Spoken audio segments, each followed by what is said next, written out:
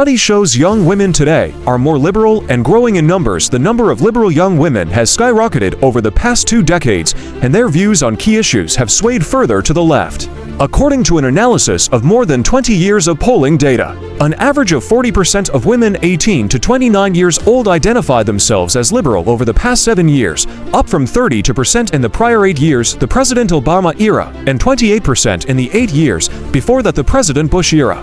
According to a Gallup study, the demographic has always had the largest number of liberals throughout the analysis, which reviews data from 2001 onwards, but the gap between it and the other demographics has increased. The difference in the number of liberal young women and liberal young men was off by just 3 percentage points during the first 7-year period, but now it's at a 15-point gap. It's nearly impossible to pin the increase in liberalism among young women on one singular event or trend, but a number of factors may have helped influence the demographic as the biggest jump happened over the last decade.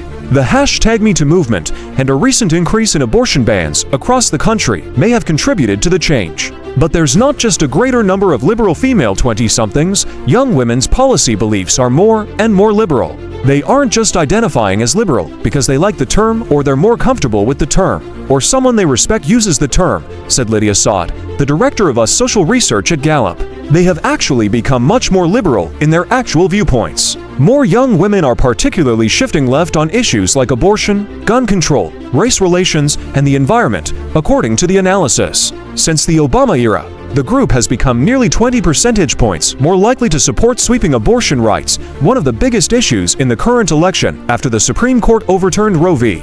Wade in 2022. The shift could prove powerful at the polls if young women, the majority of whom are aligned on several key issues, become a solid voting bloc, according to the researchers. The under 30 female voters are very unified on these issues. And not only do they hold these views, but they are dissatisfied with the country in these areas, and they are worried about them, Sod said. You've got supermajorities of women holding these views.